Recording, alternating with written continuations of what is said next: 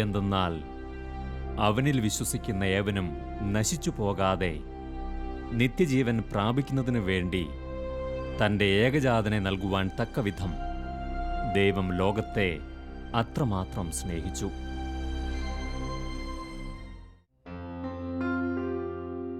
മനുഷ്യകുലത്തിനു മുഴുവൻ മേലുള്ള ദൈവത്തിൻ്റെ സ്നേഹപ്രകാശനമാണ് വിശുദ്ധ കുർബാന.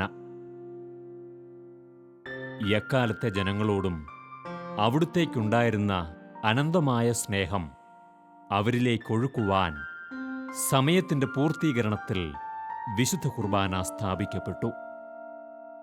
എല്ലാ കാലത്തെയും സകല ദേശങ്ങളിലെയും ആത്മാക്കൾക്കുള്ള സുസ്ഥിരമായ രക്ഷ ദിവ്യകാരുണ്യം നമുക്ക് ഉറപ്പു നൽകുന്നു. അതെ, അളവില്ലാത്ത ദൈവസ്നേഹം ഓരോ ഹൃദയങ്ങളിലേക്കും പകരുവാനായി ഈശോ സ്ഥാപിച്ച നിത്യസ്മാരകമാണ് അത്.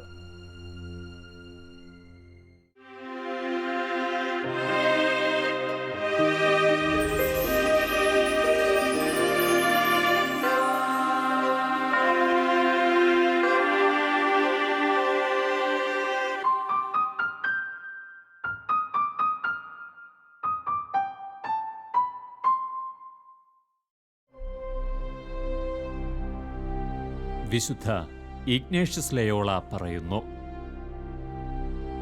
ദിവ്യകാരുണ്യ സ്വീകരണത്തിൻ്റെ ഏറ്റവും മഹത്തായ ഫലം പാപങ്ങളിൽ നിന്ന് ആത്മാക്കൾ പരിരക്ഷിക്കപ്പെടുന്നു എന്നതാണ്.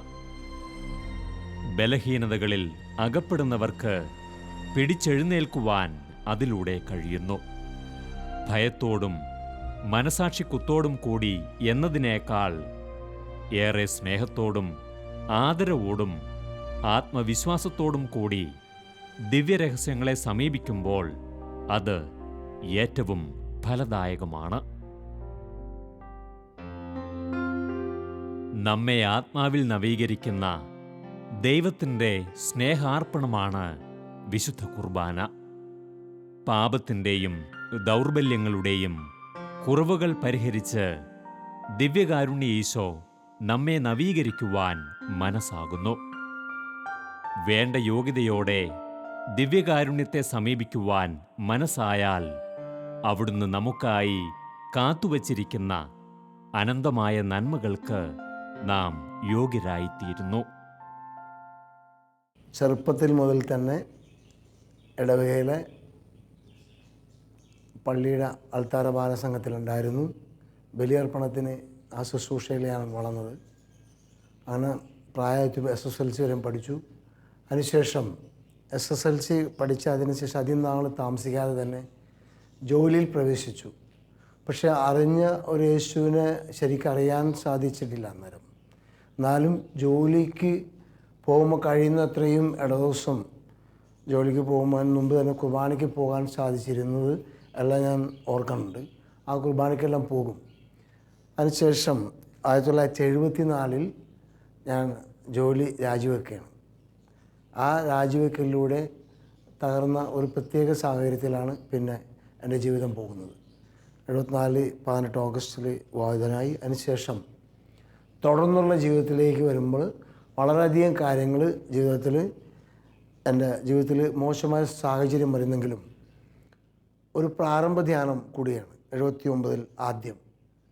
ആ ധ്യാനത്തിൽ വെച്ച് കുമ്പസാരവും കുർബാനയും സംബന്ധിച്ചുള്ള ഒത്തിരിയേറെ ആഴത്തിലുള്ള ബോധ്യങ്ങൾ എൻ്റെ ജീവിതത്തിൽ വരാൻ തുടങ്ങി. അവിടെ തുടങ്ങിയാണ് ബലിയർപ്പണം എന്ന് വെച്ചാൽ കൂദാശ കുർബാന ജീവിതത്തിൽ ഒഴിച്ചുകൂടാനാവാത്ത ഒരവസ്ഥയിലേക്ക് എത്തിയത്. അപ്പോൾ ഇവിടെ എൻ്റെ ജീവിതത്തിലേക്ക് അതുവരെയുണ്ടായിരുന്ന ആ ആഴത്തിലുള്ള ബോധ്യങ്ങളിൽ മാറ്റം വരാൻ തുടങ്ങി. ശരിക്കും അനുഭവിച്ചിട്ടുള്ള ഒരു കുർബാന ജീവിതത്തിലേക്ക് വരാൻ തുടങ്ങി. അതൊരു ജീവിത യാഥാർത്ഥ്യമാകാൻ തുടങ്ങി. കൂദാശ സ്വീകരിക്കുമ്പോൾ ജീവിതത്തിൻ്റെ പ്രശ്നങ്ങൾ കൂടുതൽ പ്രയാസങ്ങളിലേക്ക് വരുമ്പോൾ കുർബാന കേന്ദ്രിതമായ ജീവിതമായി ആകുകയും അതൊരു അത്താണിയായി മാറുകയും ചെയ്യുന്നൊരനുഭവം. ഇന്നെനിക്ക് ഒരു സ്ഥലത്ത് പ്രസംഗിക്കാൻ കുർബാന കഴിഞ്ഞ് പോയാൽ എത്ര മൈൽ യാത്ര ചെയ്താലും തിരിച്ചു വരാം. വീണ്ടും പോകണമെങ്കിൽ യാതൊരു പ്രശ്നവുമില്ല. എത്ര മണിക്കൂർ വേണമെങ്കിലും സുവിശേഷം പ്രസംഗിക്കാൻ പറ്റും. എത്ര മണിക്കൂർ വേണമെങ്കിലും യാത്ര ചെയ്യാൻ പറ്റും. അത് കുർബാനയിൽ അനുദിന ബലിയിലൂടെ കിട്ടിയിരിക്കുന്ന യേശുക്രിസ്തു നൽകുന്ന ആ വലിയ അഭിഷേകമാണെന്ന് എനിക്ക് നല്ല ബോധ്യമുണ്ട്. ആരും പറഞ്ഞു തരേണ്ട ആവശ്യമില്ല. അപ്പോൾ കുർബാന ഇല്ലാതെ പുറത്തു പോകാൻ സാധ്യമില്ല ഒരിക്കലും. അപ്പോൾ അതുകൊണ്ട് പ്രാർത്ഥനയിൽ ദൈവാനുഭവം, അടയാളങ്ങളും പ്രത്യേക അടയാളങ്ങളും ലഭിക്കുന്നതും കുർബാനയിൽ സമർപ്പിക്കുന്നതിലൂടെ കിട്ടുക, അതൊരു സന്തോഷമാണ്, അതൊരു അഭിഷേകമാണ്. കർത്താവ് പറഞ്ഞില്ലേ, ഞാൻ ജീവൻ്റെ അപ്പമാണ്, സ്വർഗ്ഗത്തിൽ നിറങ്ങിയ ജീവൻ്റെ അപ്പമാണ്. വീണ്ടും പറയുകയാണ് കർത്താവ്, ഈ അപ്പം യഥാർത്ഥ ഭക്ഷണം എൻ്റെ ശരീരം തന്നെയാണ്.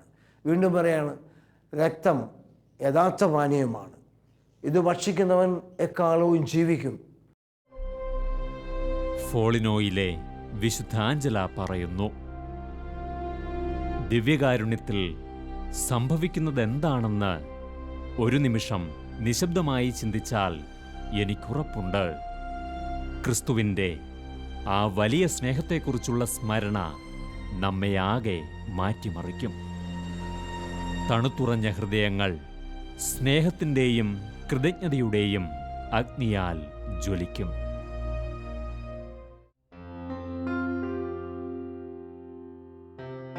നമുക്ക് ജീവൻ നൽകുന്ന സ്നേഹഭോജ്യമാണ് ദിവ്യകാരുണ്യം.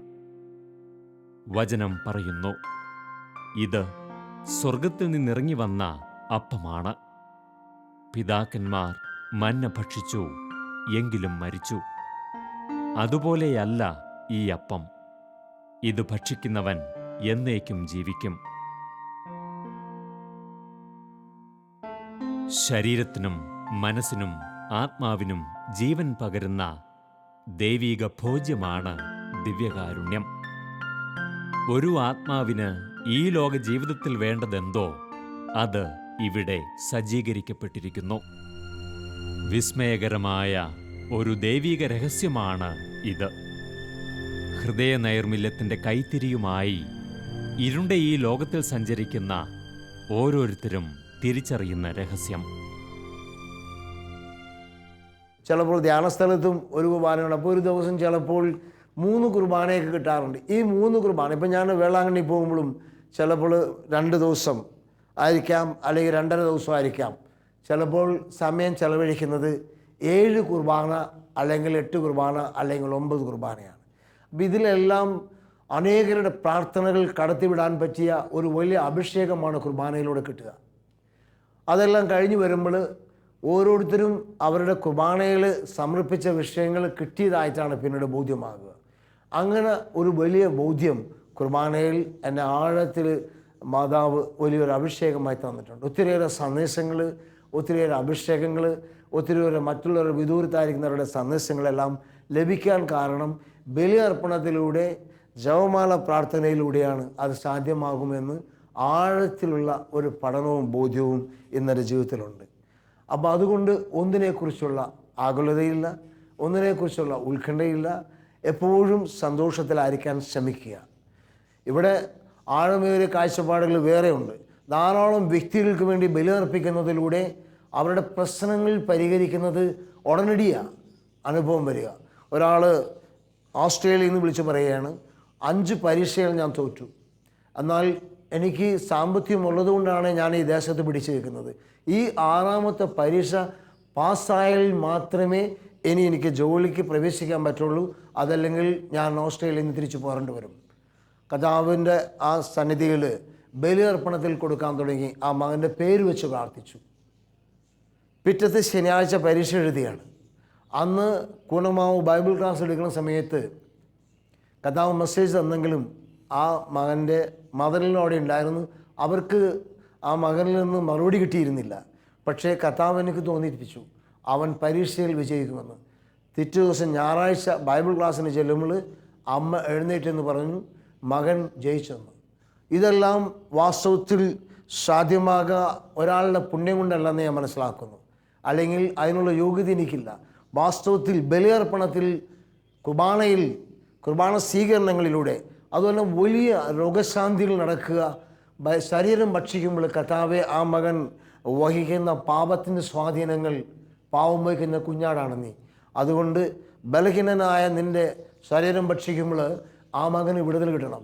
അപ്പോൾ സ്വാഭാവികമായിട്ട് രോഗശാന്തികളെ സംബന്ധിച്ചും ആഴത്തിലുള്ള വരങ്ങളെക്കുറിച്ചുള്ള പഠനങ്ങൾ തന്നതുകൊണ്ടും അവരുടേതായ പ്രയാസങ്ങൾ ശരീരത്തിൽ അനുഭവപ്പെടാൻ തുടങ്ങും.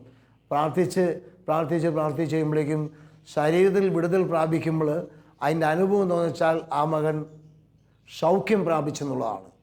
അത് പിന്നീട് കേൾക്കാൻ സാധിക്കാറുണ്ട്, പിന്നീട് അനുഭവം മാറാറുണ്ട്. വലിയ വലിയ മിറാക്കിൾസ് പ്രാർത്ഥനയിലൂടെ, അതും കുർബാനയിലൂടെ മാത്രമാണ് സംഭവിച്ചിട്ടുള്ളത്.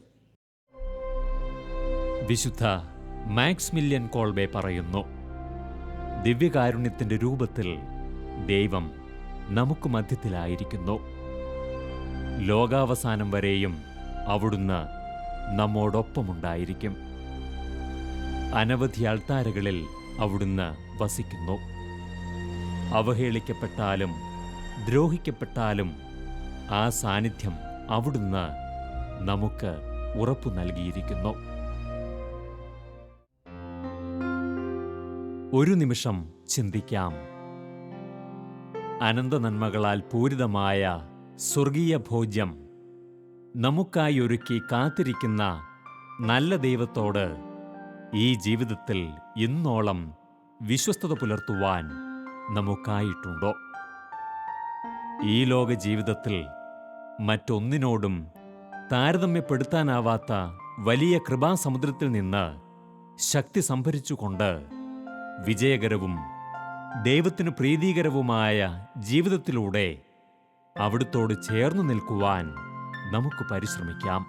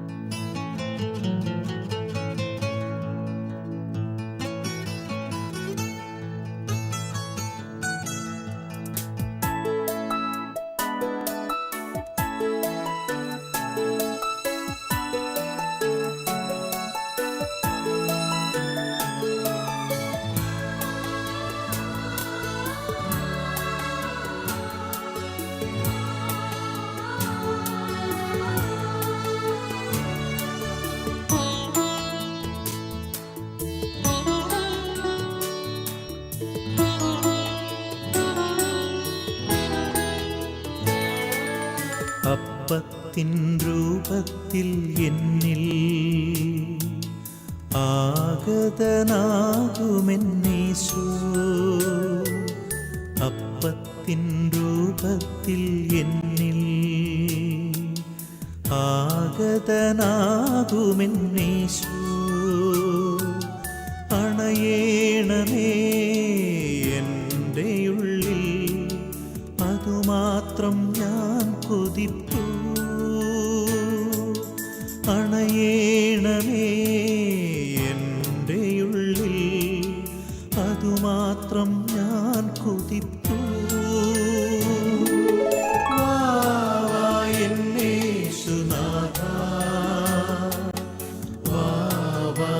സ്നേഹനാഥ, വാവായൻ യേശുനാഥ, വാവായൻ സ്നേഹനാഥ, വന്നോ വസിച്ചിടുകെന്നിൽ, നിൻ സ്നേഹമെന്നിൽ നിറയ്ക്കൂ.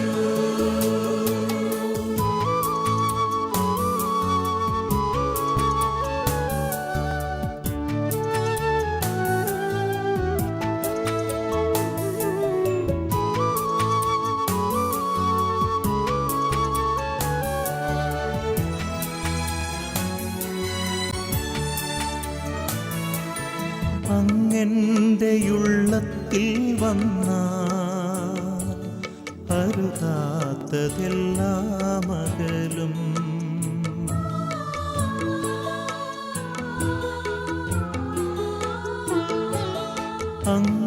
അങ്ങൻ്റെയുള്ളത്തിൽ വന്നാൽ അരുതാത്തതെല്ലാം അകലും, അരുളുന്ന മൊഴികൾ കേട്ടൻ അകതാരിൽ ശാന്തി നിറയും, അരുളുന്ന മൊഴികൾ കേട്ടെൻ അകതാരിൽ ശാന്തി നിറയും.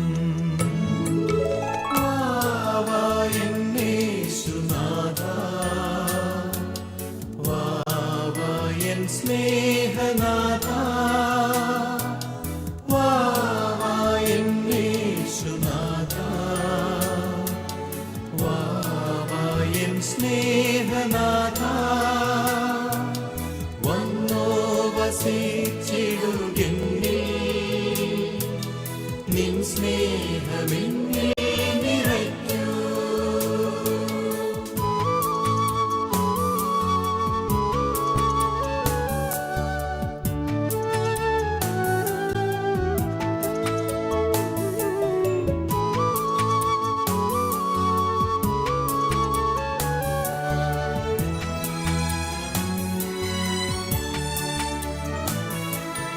അറിവോടെ എത്രയോ നിമിഷം അകന്നു പോയി നിൻ മുൻപിൽ നിന്നും.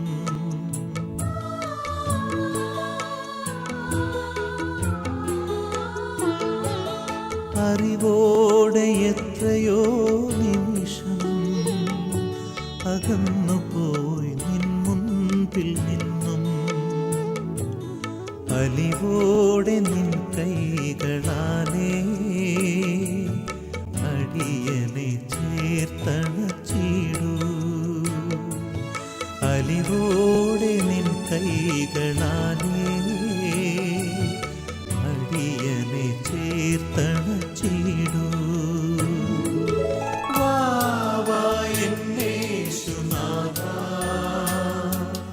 വാവായൻ സ്നേഹനാഥ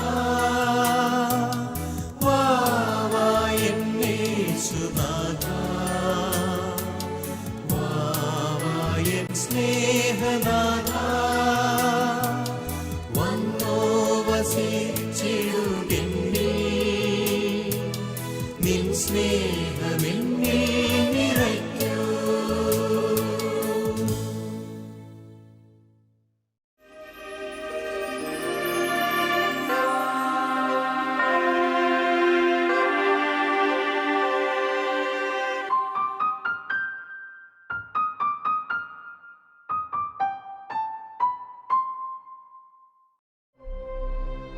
ഓർക്കുക, എൻ്റെ ഇടവക പള്ളിയിൽ വികാരിയച്ഛൻ അർപ്പിക്കുന്ന വിശുദ്ധ കുർബാനയും അവിടെ നിശ്ചയമായും ഈശോയായി രൂപാന്തരപ്പെടുന്ന അപ്പവും വീഞ്ഞും നൂറ്റാണ്ടുകളായി സഭയിൽ ദൈവം പ്രവർത്തിക്കുന്ന വലിയ ദിവ്യകാരുണ്യ അത്ഭുതത്തിൻ്റെ തുടർച്ചയാണ്. എൻ്റെ വിശ്വാസത്തിൻ്റെ കേന്ദ്രവും ജീവൻ്റെ ഉറവിടവും അതുതന്നെയാണ്. ദിവ്യകാരുണ്യത്തിലെ ഈശോയുടെ സാന്നിധ്യം എൻ്റെ ഹൃദയം കൊണ്ട് ഞാൻ തിരിച്ചറിയുമ്പോഴാണ് എൻ്റെ ജീവിതത്തിൽ ദൈവം അത്ഭുതം പ്രവർത്തിക്കുന്നത്.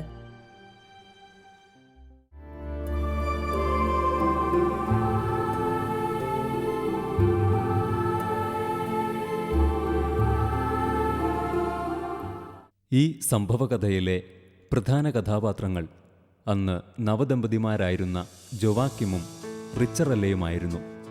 പക്ഷേ അവരുടെ വിവാഹം സ്വർഗത്തിൽ നടന്ന ഒന്നായിരുന്നില്ല. ജോവാക്കിം ഒരിക്കലും റിച്ചറല്ലയെ യഥാർത്ഥത്തിൽ സ്നേഹിച്ചിരുന്നില്ല. വെറുതെ ഒരുമിച്ച് ജീവിക്കുക, ജീവിതം ആസ്വദിക്കുക എന്നത് മാത്രമായിരുന്നു അവരുടെ ലക്ഷ്യം. അങ്ങനെ ഒരു ദിവസം റിച്ചറല്ല തൻ്റെ ഭർത്താവിനെ തിരിച്ചു കൊണ്ടുവരുന്നതിനായി ഒരു മന്ത്രവാദിനിയെ സമീപിച്ചു. മന്ത്രവാദിനി നിർദ്ദേശിച്ച മാർഗം തികച്ചും ക്രൂരമായ ഒന്നായിരുന്നു.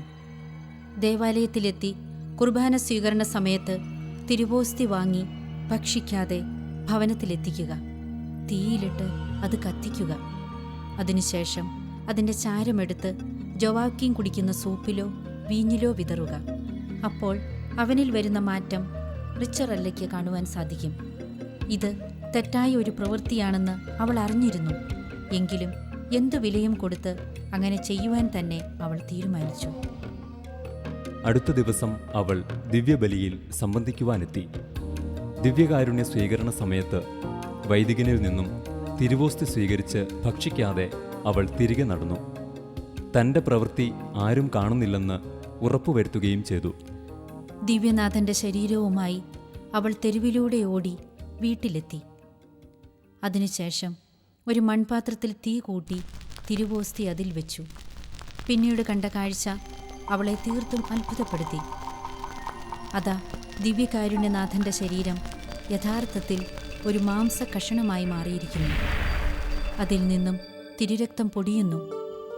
എന്നാൽ തിരുവോസ്തിയുടെ മധ്യഭാഗം ഓസ്തി രൂപത്തിൽ തന്നെ ഇരിക്കുന്നു. അവൾക്ക് എന്തു ചെയ്യണമെന്നറിയില്ലായിരുന്നു. തിരുവോസ്തിയിൽ നിന്ന് രക്തം വാർന്നുകൊണ്ടിരുന്നു. ഒഴുകിയിറങ്ങിയ തിരുരക്തം മൺപാത്രത്തിൽ നിറഞ്ഞു.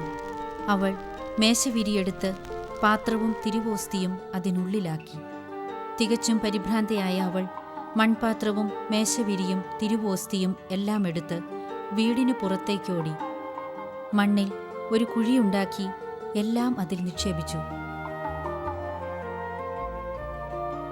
അന്നു വൈകുന്നേരം ജോവാക്കിൻ വീട്ടിലെത്തിയപ്പോൾ താൻ ഏറെ സ്നേഹിച്ചിരുന്ന തൻ്റെ കഴുത കൂട്ടിൽ കയറാത്തതെന്തെന്ന് ആശ്ചര്യപ്പെട്ടു. വടിയെടുത്ത് അതിനെ അയാൾ പ്രഹരിച്ചുവെങ്കിലും തിരുവോസ്തി കുഴിച്ചു മൂടപ്പെട്ട സ്ഥലത്ത് മുട്ടിന്മേൽ നിന്ന കഴുത അവിടെ നിന്നും അനങ്ങിയില്ല. ഈ കഴുതയെ ഒട്ടും ഇഷ്ടമില്ലാതിരുന്ന റിച്ചറല്ല എന്തെങ്കിലും മന്ത്രം അതിൻ്റെ കൂട്ടിൽ ചെയ്തിട്ടുണ്ടാകുമെന്ന് കരുതി അവളെ അയാൾ കുറ്റപ്പെടുത്തുവാൻ തുടങ്ങി. കഴുതയെ അടിക്കാൻ ഉപയോഗിച്ച വടി ഉപയോഗിച്ച് അവളെയും അവൻ പ്രഹരിക്കുവാൻ തുടങ്ങി. അവളുടെ ജീവിതത്തിലെ അതിദാരുണമായ ദിവസങ്ങളായിരുന്നു പിന്നീട്. എന്തുമാത്രം വലിയ അപരാധമാണ് താൻ ചെയ്തത് എന്ന് അവൾക്ക് മനസ്സിലായി. എങ്കിലും ദൈവം അവളോട് ഇത്ര വലിയ ഒരു തെറ്റ് ക്ഷമിക്കുകയില്ല എന്നു കരുതി 7 വർഷത്തോളം പാപത്തിന്റെ ഭാരവും പേറി അവൾ നടന്നു. അവളുടെ ഹൃദയത്തിന്റെ ഭാരം അവൾക്ക് താങ്ങാവുന്നതിലും അധികമായിരുന്നെങ്കിലും അവൾ ആരോടും സത്യം തുറന്നു പറഞ്ഞില്ല. അവസാനം ലാൻസിയാനോയിലെ അഗസ്റ്റീനിയൻ ആശ്രമത്തിൻ്റെ അധികാരിയായ വൈദികന്റെ അടുത്തെത്തി തൻ്റെ തെറ്റുകൾ അവൾ ഏറ്റുപറഞ്ഞു. വൈദികനോടൊപ്പം അവൾ തിരുവോസ്തി കുഴിച്ചിട്ട സ്ഥലത്തെത്തി.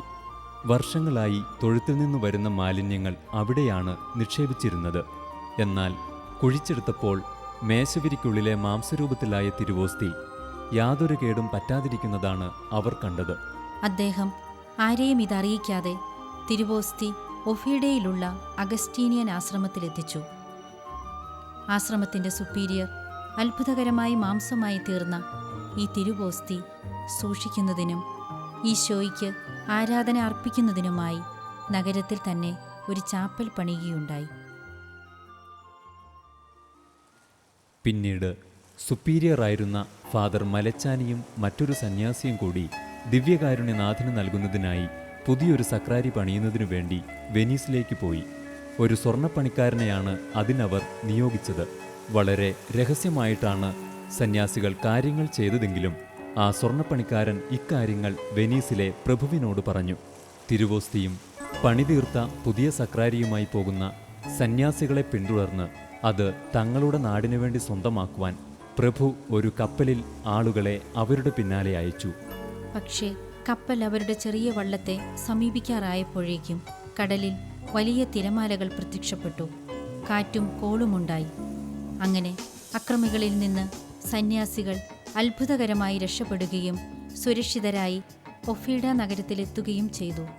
13-ാം നൂറ്റാണ്ടു മുതൽ സഭയുടെ ധാരാളം ഔദ്യോഗിക പ്രഖ്യാപനങ്ങൾ ഈ ദിവ്യകാരുണ്യ അത്ഭുതത്തെ സ്ഥിരീകരിച്ചുകൊണ്ട് പുറത്തിറങ്ങുകയുണ്ടായി. അതുപോലെ തന്നെ ധാരാളം പഠനങ്ങളും ഈ അത്ഭുതവുമായി ബന്ധപ്പെട്ട് നടത്തപ്പെട്ടിട്ടുണ്ട്. പരിശുദ്ധ പിതാക്കന്മാരുടെ പ്രഖ്യാപനങ്ങളും ധാരാളമായി ഉണ്ടായിട്ടുണ്ട്. ഉദാഹരണത്തിന് ബോനിഫസ് 8-ാമൻ പാപ്പ 1295 സെപ്റ്റംബർ 20-ാം തീയതി ഔദ്യോഗികമായി ഈ അത്ഭുതത്തെ സ്ഥിരീകരിക്കുകയുണ്ടായി.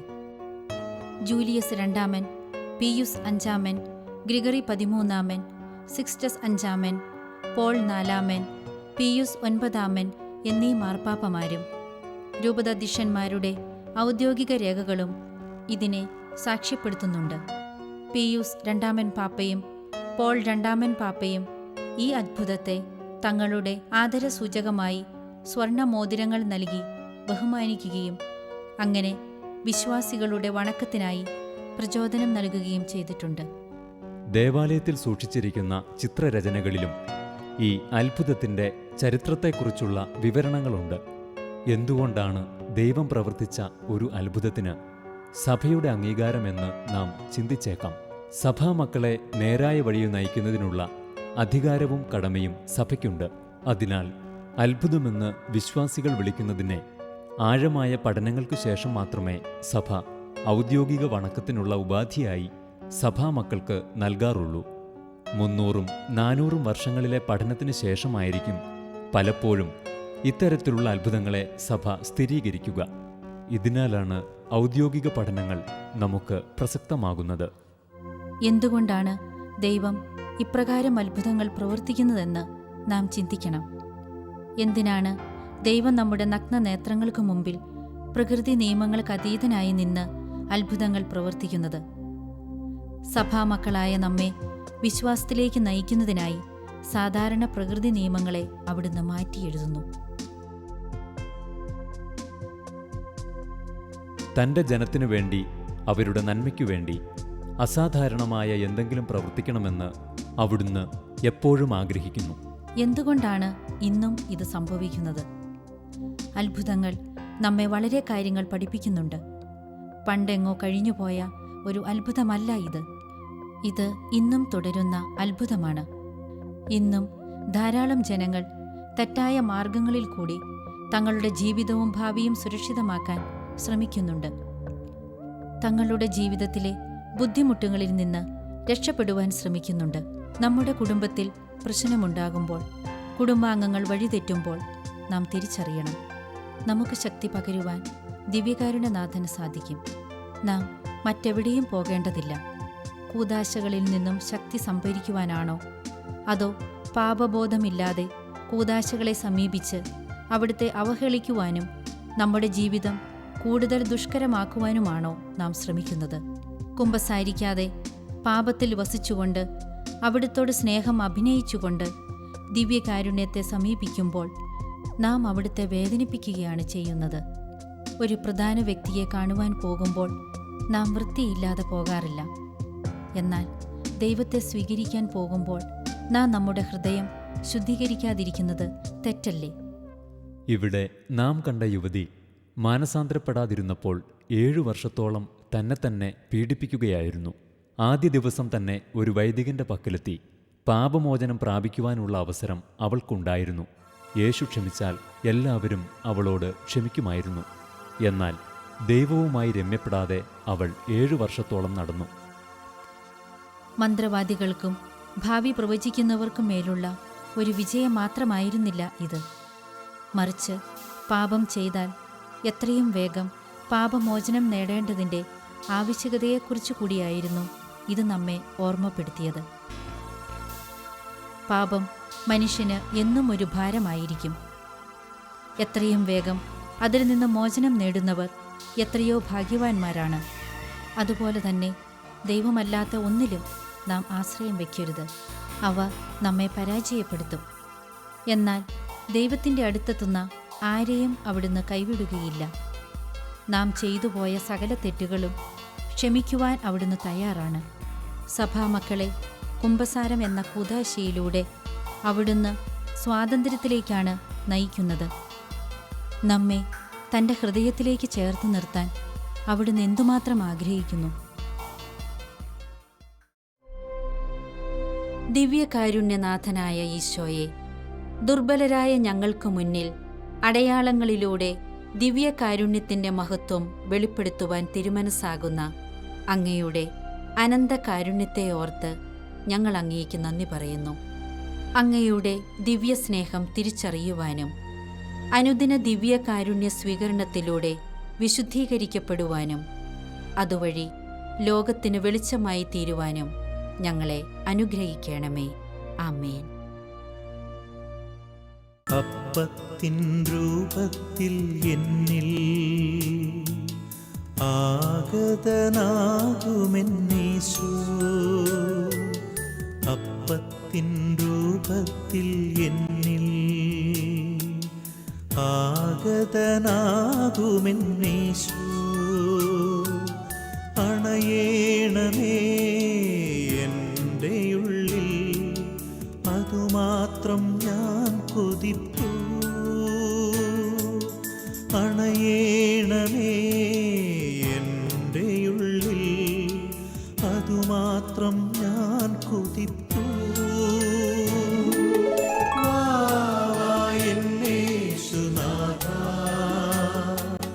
വാവായൻ സ്നേഹനാഥ,